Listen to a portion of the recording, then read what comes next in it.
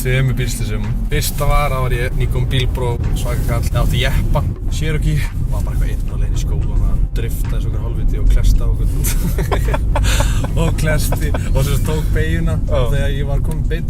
Þá fór hann í hináttina og ég fór upp á svona vegg.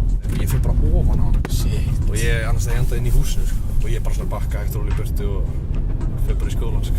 Þannig þú ert hættur að drifta? Já. Kann ekkert að drifta maður. Finnst þér einhvern tíminn sé eins og bílferð þjóðveg, þar sem allt einhvern veginn svona þeysist fram með manni og maður missir einhvern veginn af öll?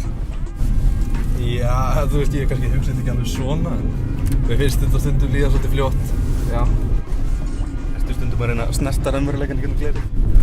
Ég kem ekki við þetta gler, sko.